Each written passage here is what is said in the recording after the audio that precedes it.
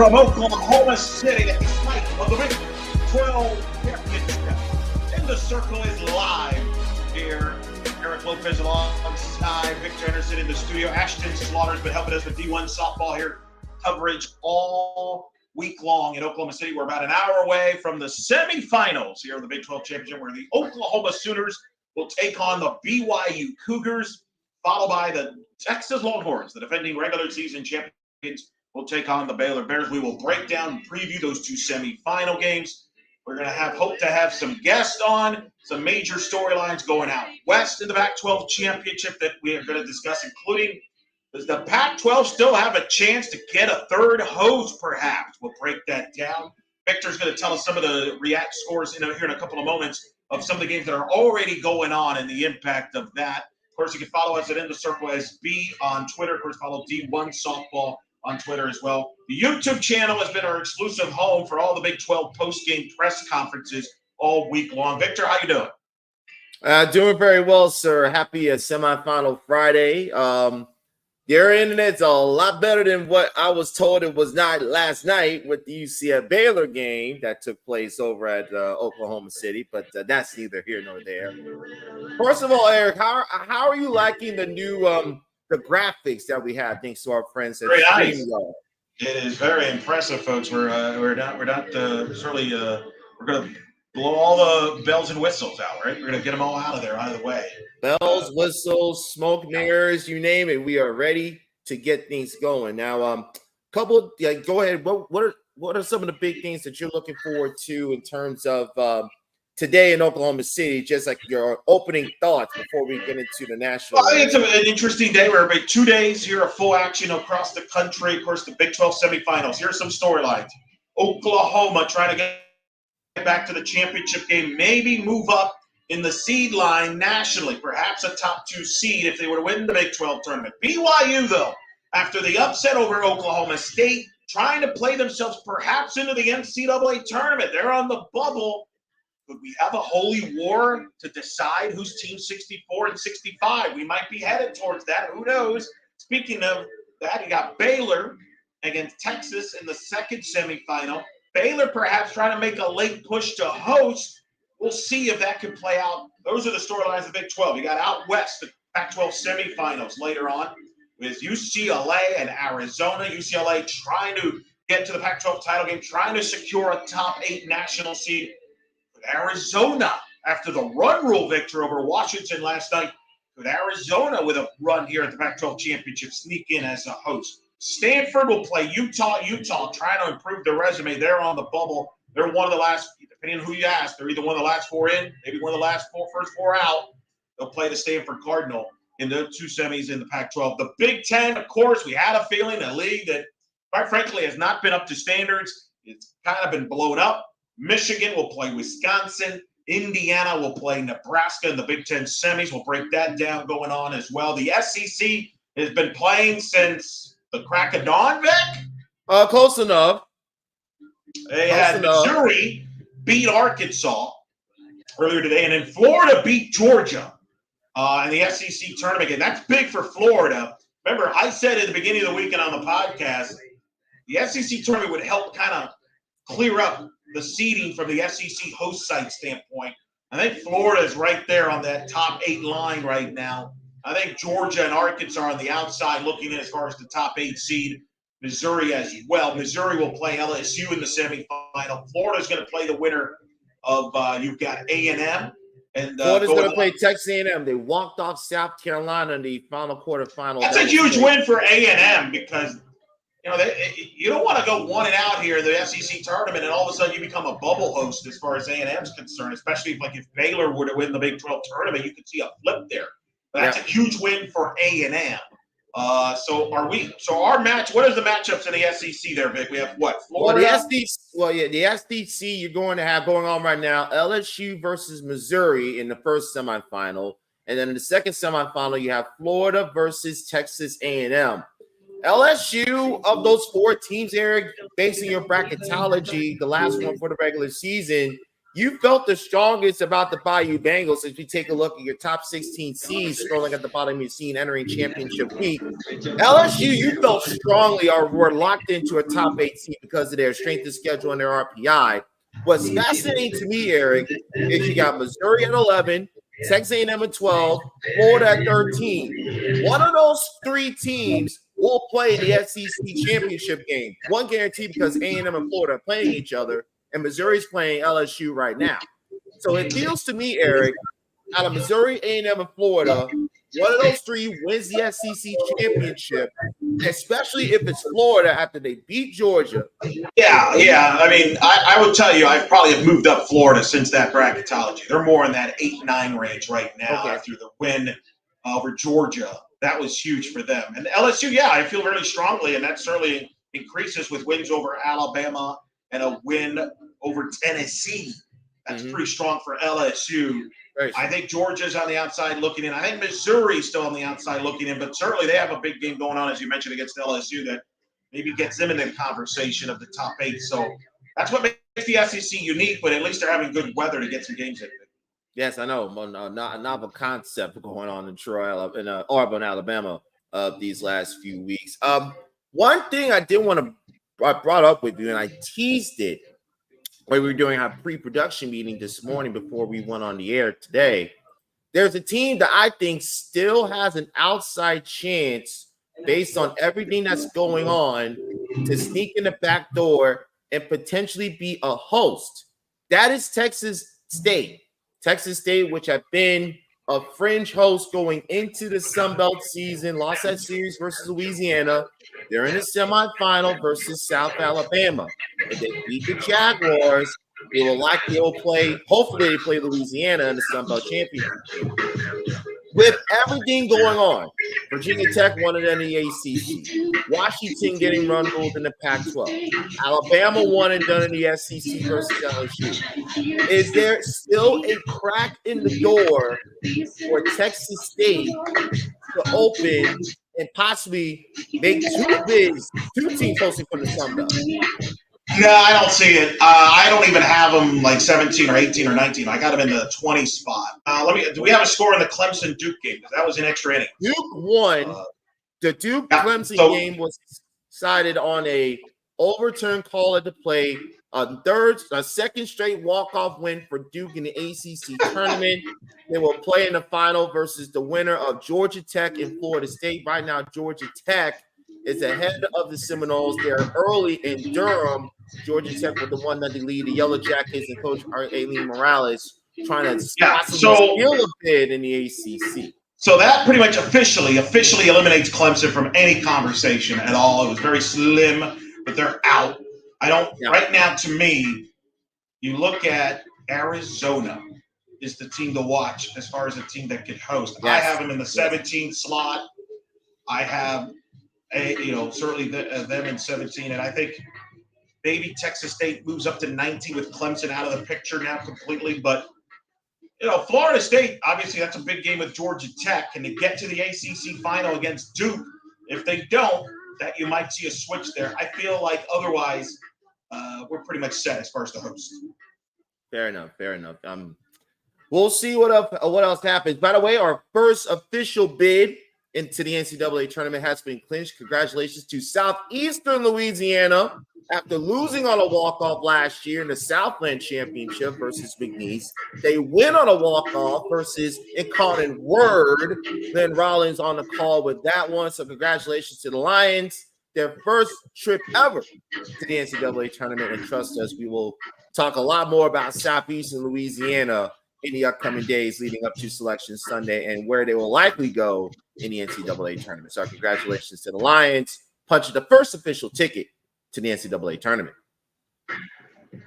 One wild scenario going on right now in Wichita, the American Athletic Conference tournament, the semifinals.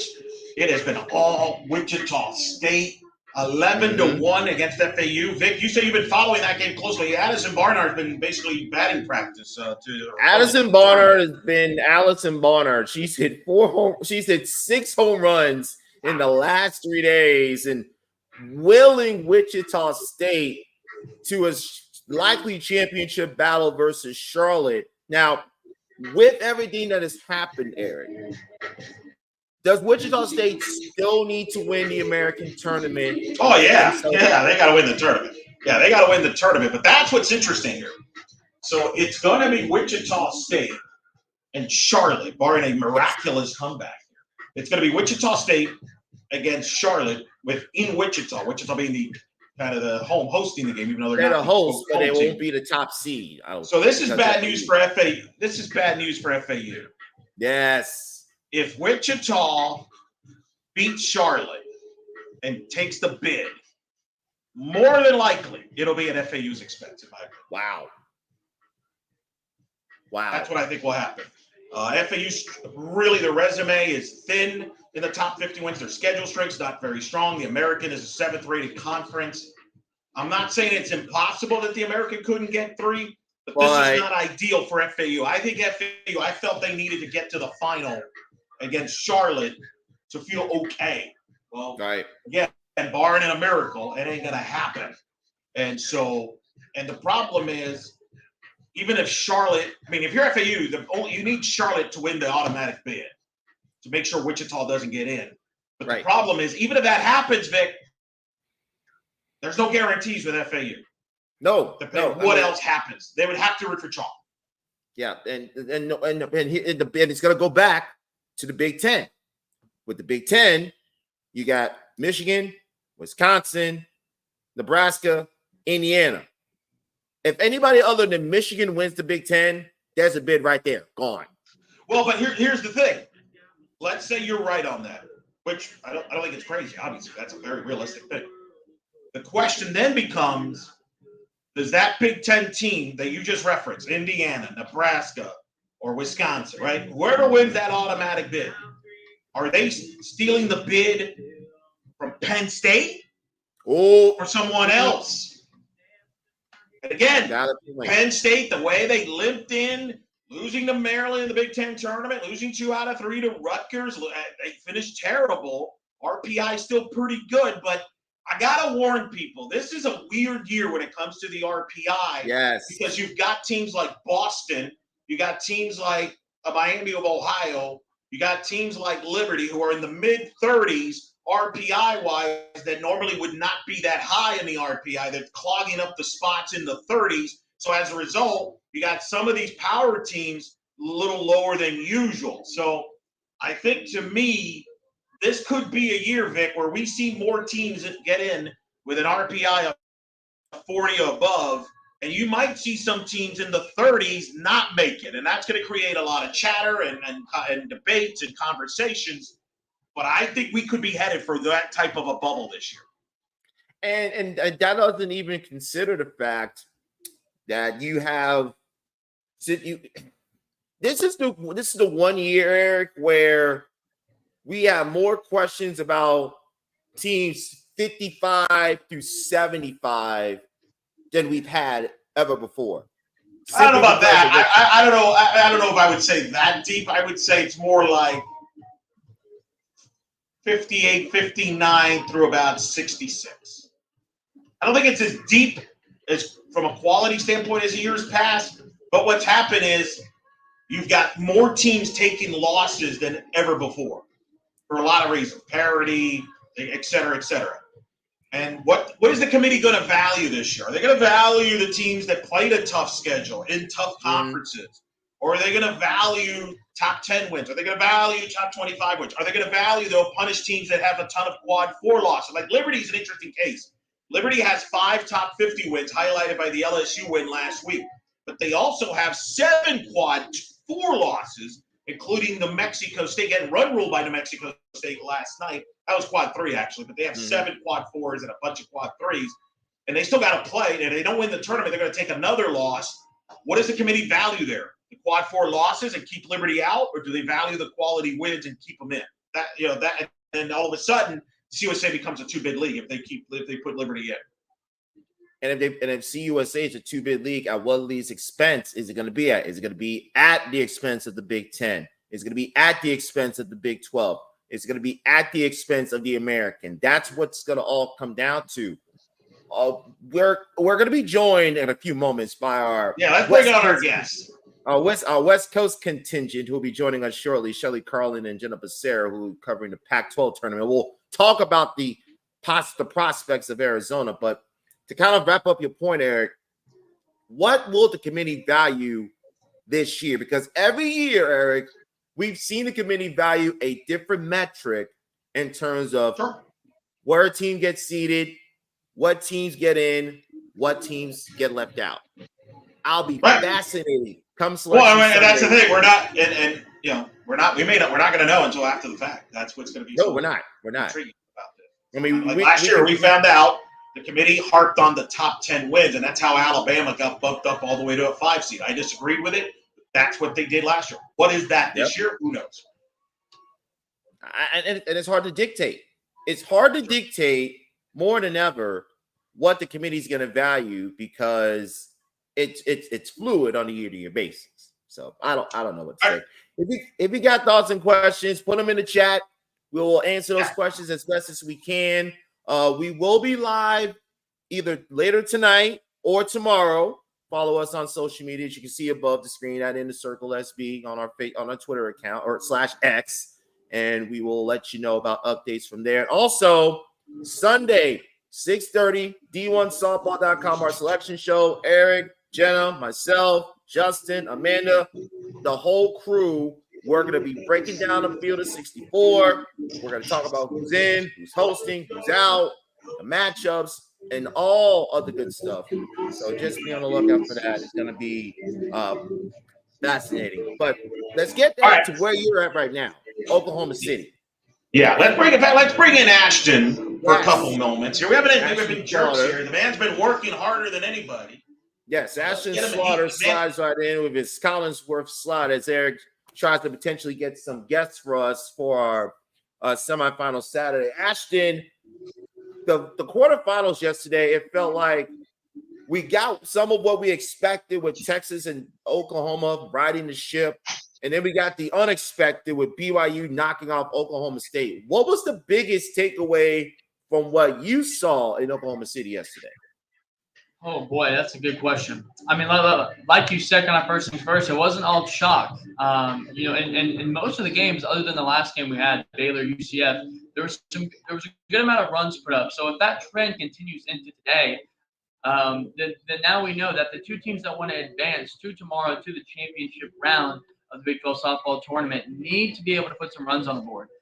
Because really, if you think about it, Baylor, with scoring 3 runs against UCF's 2, was the only team to move on that didn't put up a handful of runs.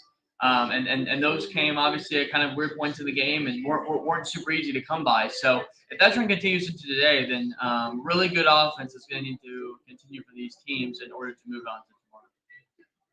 One thing I kind of mentioned, a couple of people talking on social media yesterday, Oklahoma State, that hangover over Bedlam. It didn't appear like they were hungover, or was it more BYU taking the game from the Cowgirls in a quarterfinal opener yesterday? Yeah, I would say more so, and I honestly don't like using this term, but I would say more so OSU lost the game than BYU won the game. I mean, I think you saw it with the 5 errors, just some really uncharacteristic plays, uncharacteristic decisions from OSU. Even something didn't pull up an error, but like Megan Bloodworth got caught in between second and third on a weird base running error. Caroline Wong missed a couple balls at home that could have been tagged out and prevented some BYU runs. It just seemed kind of weird. And Ken Gajewski, even after the game, said that he's not sure if he's ever coached a team that in a game had 5 errors. And he said, we're going to have to check that and see. So, I mean, that kind of shows that it was a bit of an anomaly in that, and that they just weren't clean. They came out flat. And BYU definitely took advantage of it, like we've seen them do against teams this year. And so you have to credit BYU, no matter how poorly OSU might have played and how uncharacteristically they might have played. At the end of the day, BYU still took advantage of it. So definitely. And now we go from the one side of Bedlam who won to the side that didn't win. That's Oklahoma. And Oklahoma took it out personally versus Kansas in that game. And it felt like this was the Sooner team that a lot of fans were expecting to see throughout the season. The pressure offensively, the strong pitching, the energy from the dugout and the crowd. In your opinion, I know it was just one game against Kansas. But do you feel as Oklahoma started to round into that championship form, or do you still need to see a little bit more from Patty Gaston and company? Yeah, I feel you. I feel that like yesterday, they kind of got it back in blood. They heard a little bit of the chatter from last weekend that maybe they aren't this totally immortal team that cannot be beaten, and obviously they can be beaten. But I think they wanted to come out yesterday and kind of prove no, we're still you, and that whenever we get to Oklahoma City, whether it's for the Big 12 softball tournament, whether it's for the Women's College World Series, this is our stadium. This is our ballpark, right? And they definitely showed that. I mean, Kansas had a great win the night before, and was hoping to carry some momentum in. But I mean, really from the jump, the Sooners just did not take their foot off the Jayhawks' neck. And like you said, I think that they were trying to prove a point, and the point was definitely proven. I think that they can definitely carry that over into today's game against BYU, and then if they do win, a championship would really quickly quiet all of the whispers and all the murmurs and all of the shouters for some people that are maybe casting on OU's downfall and thinking that maybe they don't have it this year. The downfall of the three-time champions has been greatly exaggerated according to some of those who follow this Sooner program. And I'm sure Texas saw what OU did and said, let's remind everybody that we're the team that won the Big 12 regular season championship. And essentially, it was a continuation of what they did in Lubbock versus Texas Tech, ruling the Red Raiders. It almost felt like business as usual for Mike White and his bunch. Yeah, I agree. I mean, they almost seem like they came out with a statement like they might have watched OU and been like, all right, well, we gotta show up like they did. I mean, and right now they're so hot. I think they're on a 18-game winning streak. I mean, Texas is and like you said, they outscored Tech last week, I think 50-7. So yesterday was no surprise with how they came out. It's what they did all last weekend, and it's what they've done the last almost 20 games of softball. They just keep winning, and being able to kind of I talked about this in a preview today on D1Softball.com is that with OU and Texas, the way that they're both playing right now, especially after the way they both played yesterday, them advancing to the championship round potentially today, and them being the two teams that match up in their final Big 12 softball tournament appearance could really kind of be a gotcha moment to the Big 12, knowing that hey, we're out of here and we're kind of going out on top. We're the final two teams standing. But then on the flip side of that, and I'm getting kind of off topic here, but on the flip side of that, I mean, if you start to look at if Baylor can maybe pull an upset, BYU can maybe pull an upset, then that can also be a gotcha from the conference to OU and Texas. Like, hey, we're going to be just fine without you. But when it comes to Texas in particular, kind of circling back, they're extremely hot right now, and I think that they also made a statement just like OU did yesterday. And you referenced Baylor, another 1-1 victory versus UCF. They're fourth against the Knights this year by 1 run. That's the real reason Eric left the room. He didn't want to talk about last night's game against the Bears. Broadcast technicalities notwithstanding, but Baylor's always been that team that we always say, if healthy. Do the Baylors have enough healthy bodies to challenge Texas and throw a monkey wrench into that Red River Swan song in Oklahoma City tomorrow? Right. I mean, when you look at both matchups, I really kind of think that if I had to lean one upset, it would be Baylor. I think that they have the pitching to maybe keep up with Texas. I think that when you look at OU and BYU, although BYU's bats and hitting definitely shows up most games, I think that when we get to those latter innings, that's when the pitching disparities between the two teams could really kind of show. But Baylor's got a couple studs on their staff, and I would not be surprised if they were able to stick around because, like you said, they have 4 1-run wins against UCF, and it seems like this Baylor team, even outside of UCF games, is always kind of in some close battles, especially in conference play. So they're battle tested, and they have some girls, they have some bodies. They're a little bit more healthy now than they have been throughout the course of the season, and I think that they can definitely throw a challenge at the Longhorns. I really do. And if Baylor somehow can beat Texas and Oklahoma and win the Big 12 championship, possibly could sneak in the back doors of national seed with all the chaos that's been going on this weekend nationally with Virginia Tech losing, Washington getting run rule, Bama won and done the SEC tournament.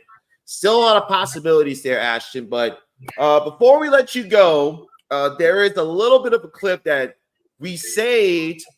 Eric did not want to watch it, but we will save it. So yesterday, of course, on D1Softball.com on our Industry YouTube channel, Patty Gasso had a chance to talk to the media about their win versus BYU. So we're going to bring that up for you right now. And we want everyone to listen to Coach Eric's question, the answer given by Alyssa Brito, and Coach Gasso noticing something a little different about Mr. Lopez.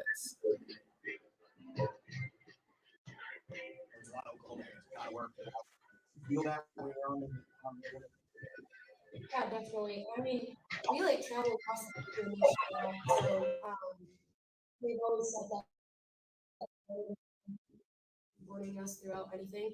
And they've just always had our back. So nevertheless, when we show up at OKC, we always know that they're gonna show out. So you got a haircut. Yeah. Feels free. Very free. Postseason, coach.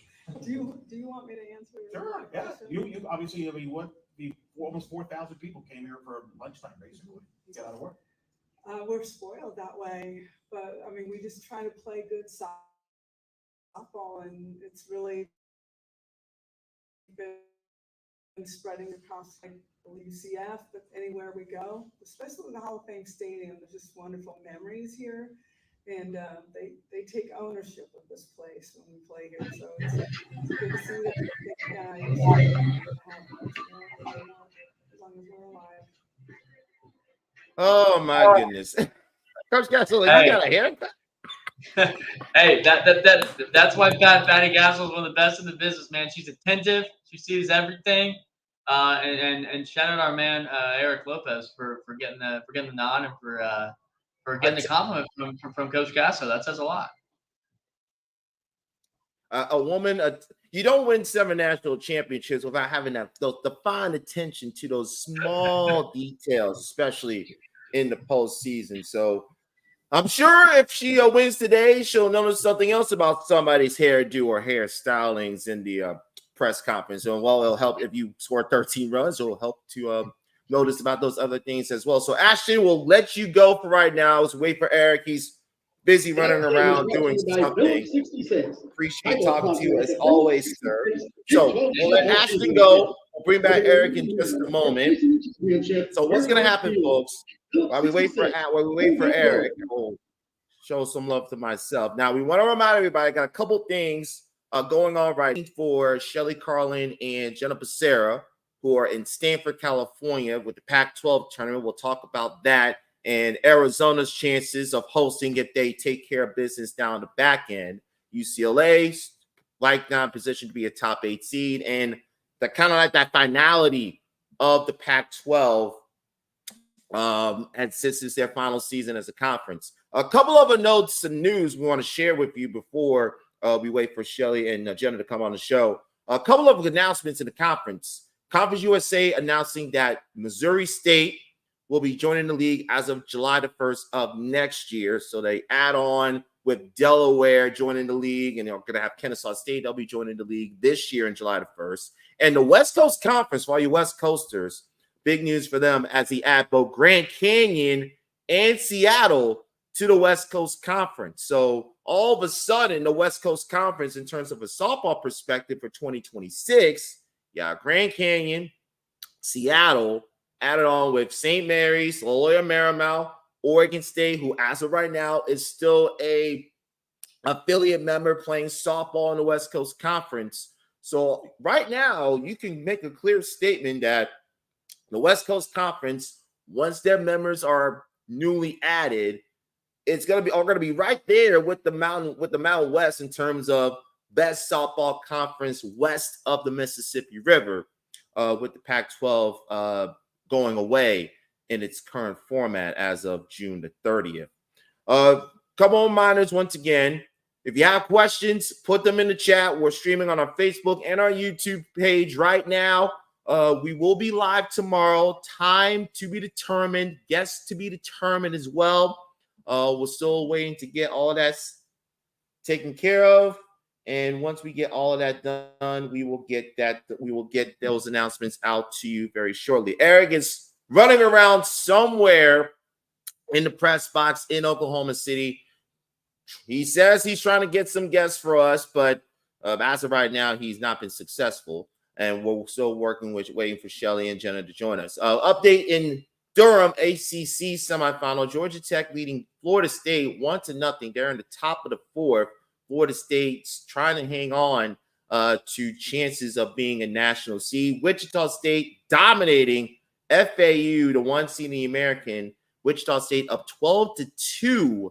They're in the bottom of the fourth, so it's likely going to be Wichita versus Charlotte for the American Conference Championship tomorrow afternoon, Eastern Time, 12 noon, 11 a.m. Central Time in Wichita. Allison Barnard putting on an absolute show in what will be her final collegiate games over on her home field. And hopefully Athletes Unlimited will sign her to play AUX starting on June the 10th. Oh, yes, Fang Nai, we did look at Eric's haircut, so we will certainly look at that. Before we get to our let's see, quick question in the chat before we get Shelly and Jenna on. Missouri versus Florida for the final top 8 seed. Strong possibility, Fang. Strong possibility, but Florida, Missouri have to take care of their respective businesses first. Missouri taking on LSU, Florida later on today versus Texas A&M. If they do meet in the SEC tournament final tomorrow afternoon in Auburn, then I agree with you. That would and should be for the final national seed in the NCAA tournament. Shelly, Jenna, our good people, are still working through some of the kinks with their issues. Eric is still somewhere running around in Oklahoma City. So if you got questions in the chat, put them in the chat. We will certainly get those answered for you.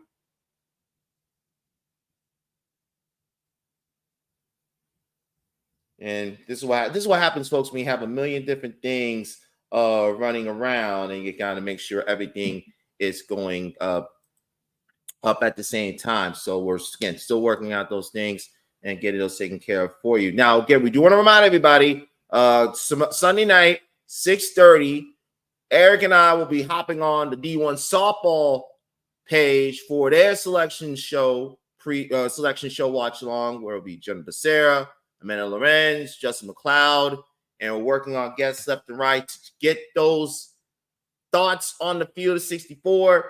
Eric's bracketology will be out Sunday morning, and we'll get you ready to talk about all things going on in the NCAA tournament. And Pang says, watch the Big 12 finals turn out to be BYU and Baylor checks for the kid. Ooh, if that were somehow to happen, Fang, with Oklahoma and Texas's final run in the Big 12 tournament, I will be absolutely stunned. There's Eric Lopez. Let's bring him back into the conversation. So, well, you missed Wichita State getting another run, and now leading 12-2 over FAU. Shelly and Jenna still working through some technical issues over Stanford, so we'll hopefully have them join us on the back end of the show. Georgia Tech up on Florida State 1-0 in the top of the fourth. Georgia Tech was second and third. That is very significant. I'm telling you, if Georgia Tech pulls the upset, first of all, if Georgia Tech pulls the upset, now you got a team at Georgia Tech that can steal a bid if they win the tournament, okay? Yes. In the ACC tournament. So that's number one. Number two, if Florida State loses to Georgia Tech, I really believe the door is open for Arizona to take that host spot with a win today against UCLA and possibly winning the Pac-12 championship, just like Utah last year, Victor, did the same run. I'm telling you, Vic, this is a major development that is going on right now. Florida State must win that game, in my opinion, to feel not comfortable. That's a bad word these days with the tournament, but I'm telling you, if Florida State loses that game, the door is open for Arizona. Whether Arizona takes advantage of that or not, we shall see. Well, funny you should mention the Pac-12 tournament because our West Coast contingent is finally ready. Jenna Becerra, Shelly Carlin, joining us from the farm in Stanford. Ladies, good afternoon. Gorgeous here. Yeah, hey, we got sunshine everywhere. Justin got the bad weather with the short end of the stick yesterday from Auburn. So thank you for bringing more sunshine to our live stream, ladies. How are things over in Stanford? It's good. I mean, that's why we got the center shades on, because here at the Pac-12 tournament, it's been really fun. It's been really good. I mean, some upsets yesterday, obviously, with Utah, and also even with Arizona run ruling Washington, not only beating, but run ruling them. It was definitely a statement. And I think it's going to be really fun to see one more time UCLA Arizona too. Yes. Today. Yes, and last night, Jenna, the ball was flying out of this park, which never happens. Yeah. Like Arizona, both of them were hitting the ball hard, but particularly Arizona. Oh yeah, and that's what they do though. All the time, how they can hit. Their question marks have been in the circle because of injuries and all the adversity that they've gone through, but they were hanging tough in there yesterday in the circle, and it was enough because their bats came to play. Absolutely. And Eric kind of brought up this question, ladies, with Arizona. If Arizona beats UCLA and they somehow beat Stanford in the championship game tomorrow night, does Arizona, with everything that's been going on this week, do the Wildcats sneak in the back door and get one of those final spots like Utah did last year when they won the Pac-12 tournament and got themselves a national seed? Well, you never say never, but I think Utah might have something to say about that before they even get to Stanford. So Jenna and I were talking about, Utah, again, making the run last year, and they're playing their best ball, I would argue, right now. And I think the first game today that we have out here is going to be a real defensive pitching. I think Shelley said it yesterday. She's like, it could be 1-0 with Stanford and Utah, could be 98-97 with UCLA and Arizona, just given what we've seen earlier in this season from those teams matching up.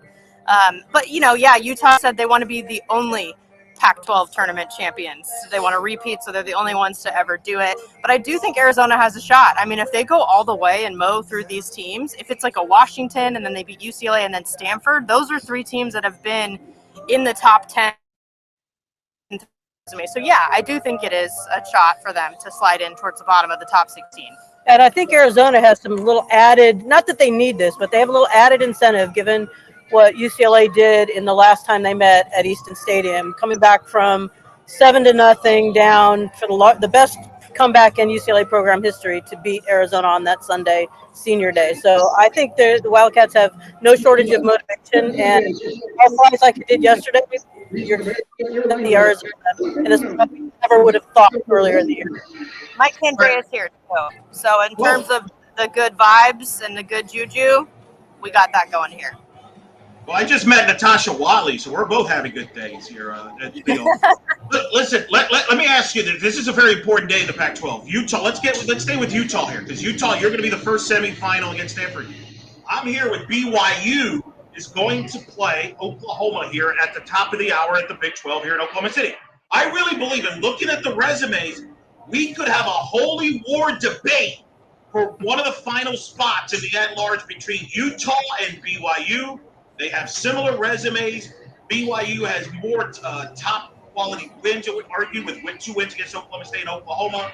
Utah has some better, lesser bad losses. So BYU's a question. But this is a big day for both Utah and BYU because both have a great opportunity to enhance the resume. Utah basically playing a road game against Stanford. BYU playing a road game against Oklahoma. It's a good point. It's a good point. I mean, and it's a little precursor to the future of what we'll see in the Big 12 too, with Utah making its way next year.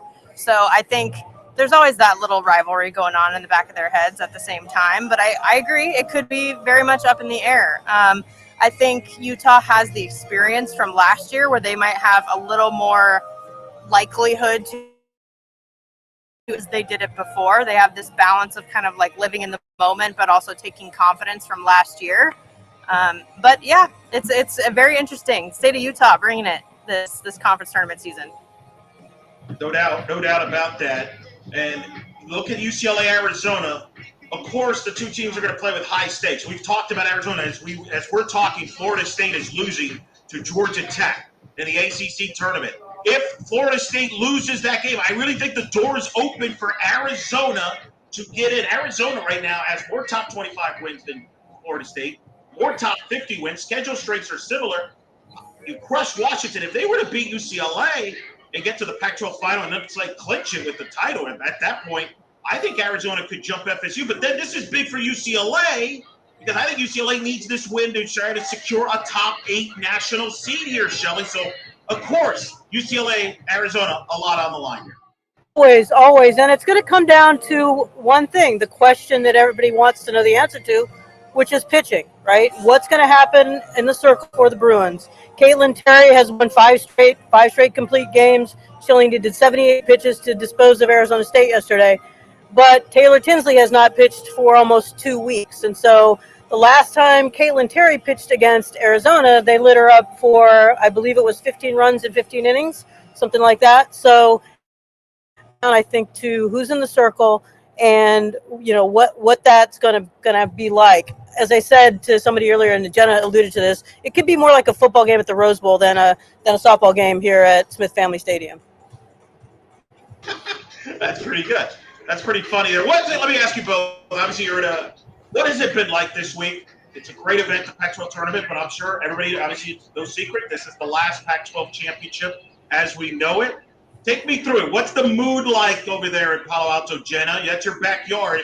Is it somber? Is it, hey, let's just enjoy this for what it is and live in the moment? Describe the mood up there? It's a mix of all of it, I think. I think on the one hand, people love it. It's only the second year of the tournament, so it's something that people are getting used to in a good way. They just appreciate this environment for all of these teams to be in the same place at the same time, even though that often historically has been Oklahoma City when that's happened, but it's been sort of on the West Coast. But then, yes, it is sad. I mean, yesterday we had our final Pac-12 Network softball broadcasts for the foreseeable future, working with some friends of the show like Kenzie Fowler, who's been on this show, as well as Believe in Softball show, many paths crossed with her, and then having Amanda Freed, Elise Woodward, and Ann Schatz as well. They were all people who were there early on in Pac-12 Network softball history in the beginning of the network over a decade ago. So that was definitely very nostalgic. We definitely had our moments of like, wow, this is about to end. And I was on the field doing field analyst stuff, and I actually did get to interview every single coach except for Laura Berg, because they did lose that play-in game on Wednesday. But 8 out of the 9 I got to interview yesterday. And for me personally, that felt like a nice way to kind of cap off what this has meant to so many people from Shelley's generation, my generation, the generation we see playing out there now. The Pac-12 has meant so much. Well, Jenna, thank you, but there's a lot of generations between me and you, more than just that. But about this, Eric, is, you go back to the history of, and we all know what the Pac-12 has meant to softball. But what's also interesting is I was talking before to one of Jenna's Pac-12 network colleagues, Amanda Freed, who called one of the games, talking to Danielle Laurie, who's here. So it's just everybody reminiscing about all the moments and all the great players that have come through this conference. So I think it is a mixture of sadness and celebration. And in fact, Jenna has graciously taken time out from a Pac softball alumni tailgate that's going on right now. This is California, by the way. There's a tailgate going on right now outside the front gates of Pac-12 softball alums to celebrate this great event. Well, Shelley's also taking her time out from going to that tailgate as well. And that's breaking news, because I never take timeouts from tailgates. So. Well, we will end your time here and let you return to the tailgate on this particular question, ladies. Who will be the second and final Pac-12 tournament champion when it's all said and done? No, hold on. Let them give them 24. We're going to bring them back tomorrow to have them preview the championship game. Yeah, but I'm talking about today, because they got a tailgate to enjoy, Eric, and we're cutting into that tailgating time. That's true. That's fair. Thank you. So what if we pick today's winners, and then tomorrow we'll pick the champ? How's that? Yeah, that works. All right. I do think Stanford will come out on top with Utah. Coach Alster would be upset with me if I didn't. It was the opposite, but I think it's going to be tough, and I think it's going to be tougher than the sweep that they had here earlier in the season against Utah. I don't think it's the same team, but I think Stanford understands that it's not the same team, because they're not the same team either. So I think it's going to be a tougher matchup, similar to how Cal and Stanford yesterday was tougher than what we saw in the regular season in that sweep. But I do think the Cardinal come out on top ever so slightly at the end. What do you think about? I agree with Stanford and Utah, but I think it's going to be a tight game. I think the Cardinals build a lot at stake. I think they're going to win that first game. Yeah.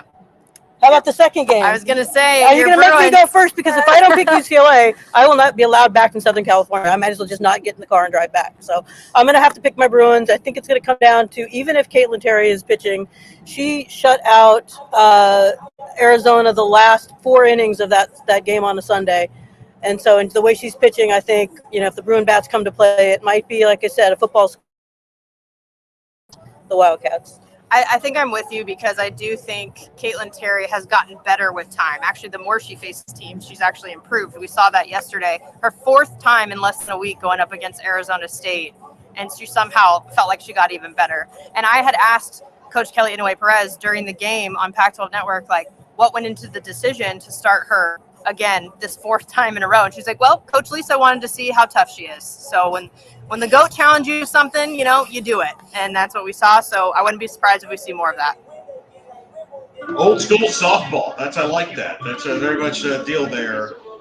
Should be a lot of fun out there in Palo Alto. Should be a fantastic semi. Stanford, Utah, followed by, of course, UCLA and Arizona. Unbelievable there. Jenna Becerra, Shelly Carlin out in Palo Alto. Give a shout out to the alumni event you're at. One more time. We will. Yeah, it's awesome. I would have to give a big shout out to Alyssa Haber, class of 2010, 4-time All-American here at Wait. Are we going to show championship rings, Jenna? Well, I'm sorry. I'm sorry. I have 2 degrees right here. I think we got to go before we start fighting it out. There. All right. Behave. We'll look forward to your coverage out there in Palo Alto. We want you back tomorrow. There you go. Good point. All right, ladies. Have fun out there. Thanks, guys. Bye-bye. All right, that is Jenna Becerra and Shelly Carlin out at the Pac-12 Championship. Look for their coverage on D1 Softball here later tonight, and then they'll be there for the championship game tomorrow night. They'll be part of our coverage tomorrow on Championship Saturday. Yes. Tomorrow. We'll be on an hour before the Big 12 Championship game. All right, Vic, let's go through a couple quick updates here. I got on my board, this is a beautiful board, Wichita up 12-2 on FAU in the bottom of the 5th. Wichita 3 outs away from run-ruling FAU and getting to the championship game of the American to play Charlotte. That'll be a noon Eastern game on Saturday. Yes. On ESPN 2 on that game. In fact, Florida State and Georgia Tech are now tied at 2. Michaela Eddingfield with a 2-run home run. Eddingfield missed the back of the regular season. Area 51 is back and is in full effect in Durham as the Seminoles try to battle their way back and try to get themselves. It's always dramatic. That's huge. This is Vic. They're going to have to follow this. Is this FSU game? So I really do believe Florida State and Arizona could be the final spot. I know some people in the people are asking about Baylor. If Baylor were to win the Big 12 championship, you're right. They would get in the conversation, and then we would have chaos on Saturday night, which means I'll probably be working on my bracket in the airport while I wait for my 6:20 a.m. flight. Add that to the list. Maybe, Vic, maybe we'll turn the tables, Vic, and we'll do a live show podcast while I'm at the airport. At 4 in the morning if you want to get up early. Yes. It would be nice for you to do a podcast from the airport instead of me for a change. By the way, folks, development in the Sun Belt, Troy, the 5 seed, leading Louisiana 2-1 in the 3rd. So I'm just saying, Louisiana. Well, Troy trying to make a push, isn't it large? That would be a huge cap win there for them. And Louisiana trying to hold on to host here. Just it made their best interest to win that game. Don't assume anything. Don't assume anything at this point. Do not assume anything. Do not assume anything, indeed. By the way, LSU and Missouri in the battle of the Tigers. They're scoreless, bottom 3rd in Auburn in the first SEC. If LSU, I have LSU in the top 8 already, but if LSU beats Missouri, that's pretty much a wrap. LSU's a top 8. But if Missouri wins, now that gets interesting. Now, Fang brought up an interesting question, Eric, while you were talking to Natasha Wiley. I want to bring this up with you before we sign off. That's my highlight of the week already, meeting Natasha Wiley. One of the goats. Well, yes. Her and Pete Souza doing the call of the Big 12 semifinal. on ESPN Plus. Fang asked this question: if it's Missouri and Florida tomorrow in Auburn for the SEC championship, is it for that final national? Is it for that final top 8 seed? Yes. Good question, and I think that's fair. Yeah, I think that's for your top 8. Yeah, I could very well see that. Very much, yes. I think that's the big, because the winner probably gets that final 8th and final host seed spot, I should say. I think that's fair. And I said this before the week. The conference tournament would help clean up some of the seeding stuff, and we might be seeing that right now before our very eyes. I think we saw that clarity starting earlier today with Missouri knocking off Arkansas in the quarterfinal.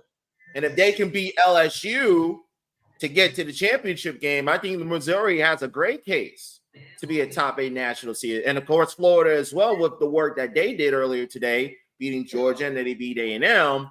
Then that's definitely what you would have. But what I'm fascinated, Eric, to see, we got the non-Power 5, those non-major conferences. Boston, one step closer to winning the Patriot League. We mentioned the American with Wichita State and Charlotte on the collision course for the championship game there tomorrow. St. Francis in the Northeast Conference trying to go wire to wire, undefeated to win the championship. They are in the title game tomorrow. Miami of Ohio, Carly Spade hit her 35th home run of the season. She's 3 away from being the all-time single-season home run queen. Miami will be playing in the conference championship coming up tomorrow. We're going to recap all of it Sunday, Championship Saturday live stream. So that'll be an hour before the Big 12 championship game. We'll talk about the Big 12. We'll talk about the SEC. We'll talk about the ACC. We'll talk about the Pac-12. Has the Big 10 started? The Big 10 started yet? The Big 10 has started. The first semifinal has started. So we're going to be working together on a lot of people on that show tomorrow. Trust me, ladies and gentlemen, it's going to be a cavalcade of stars, if you will. Thank you, Fang. Nebraska leading 3-0 in the third in semifinal number 1. Wow, what a run that would be for Rhonda Revelle and company. I believe Indiana, if they lose that game, they're out. By the way, Nebraska wins the Big Ten championship. That'll be their second Big Ten tournament championship in the last 3 years. Yes, but I'm telling you, that Nebraska-Indiana game is an elimination game. The loser is out as far as the NCAA tournament consideration is, especially Indiana with their week of non-conference and regular schedule. Yes. That's a monster game. Nebraska would play the winner of Michigan, Wisconsin. So that would be interesting there. And again, let's say Nebraska wins the Big Ten tournament. Do they take Penn State's spot or somebody else's? And that's what makes this year so complicated in so many ways. By the way, Missouri has taken the lead over LSU in the third inning in Auburn, Alabama, the SEC semifinal. By the way, shout out to our good friend Alyssa Lang. Hey, if we're going to try and work to get Alyssa Lang on a podcast at some point, because think about this. We've had Tori Vidalis on the podcast. We've had Haley McClenny on the podcast. We've never had Alyssa Lang. We need to find a way to make that. We need to find a way to make that work, especially after she was responding to our tweets where she went on a Buc-ee's run during the rain delay in Auburn yesterday. So we gotta figure that out. We gotta figure that out. I mean, she's a busy young lady, man. She's got a lot. She worked a lot. So she was on SportsCenter recently. Yeah, but Eric, we're gonna wrap things up. We got first. Let's get Big 12 picks here. Big 12 semifinals here in a few minutes, top of the hour. Oklahoma, BYU. Can BYU pull off another upset against a team from the state of Oklahoma and get to this improbable championship game? Or will it be Oklahoma going into the championship game in their final year of the Big 12? I got Boomer Sooner. I got Oklahoma. I think the champs are found themselves rounding back in the championship form. I like the offense. Alyssa Brito and Riley Boone are going to be the keys. And I think somebody says, I doubt OU makes 5 errors like Oklahoma State did yesterday. I got the Sooners run ruling the Cougars today in the first semifinal. And then does Texas beat Baylor and set up a final Red River rivalry in the Big 12? Waiting to greet Old Trapper beef jerky to celebrate. I felt for a long time, and I've seen them plenty in person. Texas and Oklahoma have been the two best teams. I'm not backing down from that. We're going to get one more Red River. At least in the Big 12. For all we know, this might just be game 4 of a best of 7 between the Sooners and the Longhorns down the road. So I'm not going to say it's the last time they'll play this year, but it might be, that definitely will be the last time they play in a Big 12 championship game. Yeah, that's my prediction. Texas beats a very scrap game Baylor team. Definitely. And we'll talk about all of it tomorrow on Championship Saturday. We'll be live with you 1 hour before first pitch from Oklahoma City. We'll talk about what happened tonight, what happened so far Saturday, who's already in, what's going to happen, and who knows who Eric's going to run into in the press box at Oklahoma City. We'll have Ashton Slaughter again with us. We're going to have a cavalcade of stars joining us on our live stream tomorrow afternoon. And who knows? We may go a little bit longer past first pitch of the Big 12 championship game. Follow us on social media. Find out what's going on. Also follow us on d1softball.com. So for Eric Lopez, I'm Victor Anderson. We will talk to you tomorrow. This has been In the Circle Live from the Big 12 tournament.